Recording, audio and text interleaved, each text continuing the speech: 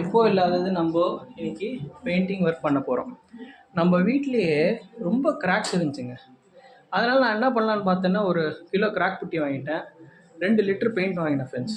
ஃபுல்லாக எங்கெல்லாம் டேமேஜ் ஆகிருக்கோ இந்த ஷூ சீலும் கிராக் புட்டியும் போட்டு பெயிண்ட் அடிக்க ஆரம்பிச்சிட்டேன். இப்போ தான் ஸ்டார்ட் பண்ணியிருக்கேன். இப்போது வந்துட்டு கிராக் சீல் போட்டு ஷூ சீல் போட்டு கொஞ்சம் காய விட்டுருக்கேன். இது ட்ரை ஆன பிறகு நம்ம பெயிண்டிங் ப்ராசஸை ஸ்டார்ட் பண்ணலாம். வீடியோவெல்லாம் நல்லா ஸ்க்ரப் பண்ணிவிட்டு அதே மாதிரி க்ளீன் பண்ணிட்டோங்க. எந்த இடத்துலையுமே எந்த குப்பையும் இருக்கக்கூடாது.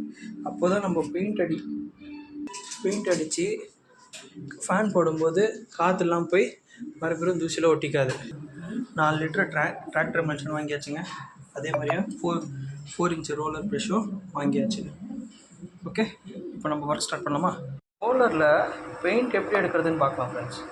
ஃபஸ்ட்டு ஃபார்வர்டாக மூவ் பண்ணிட்டு மறுபடியும் பேக்வர்டாக மூவ் பண்ணிங்கன்னா எக்ஸ்ட்ரா பெயிண்ட் இந்த ரோலரில் இருக்கிறது எல்லாமே அந்த ட்ரேலேருந்து வடிஞ்சு இந்த இடத்துல ஸ்டோரேஜ் இடத்துல வந்துடும். ஸோ உங்களுக்கு ஸ்பில் ஆகாமல் இருக்கும் கீழே. ஓகே, நெக்ஸ்ட் நம்ம இப்போ வந்துட்டு வாலில் எப்படி அப்ளை பண்ணலாம் ரோலரை வச்சு அப்படின்றத காட்டப்போம். நல்லா பாருங்கள், என் ஷேப்பில் எடுத்துகிட்டு போயிட்டே இருக்கணுங்க. என் ஷேப்பில் எடுத்துக்கிட்டு போயிட்டே இருக்கணும். எடுத்துகிட்டு போனோம் அப்படின்னா க்ளீனாக நம்மளுக்கு வாலில் அந்த பெயிண்ட் வந்துட்டு ஈவனாக டிஸ்ட்ரிபியூட் ஆகும். பார்த்தீங்களா? எல்லாம் நம்ம பெயிண்ட் அடித்து முடித்த பிறகு நம்ம ரூமோடைய ரிசல்ட்ஸ் பாருங்கள் எப்படி இருக்குது.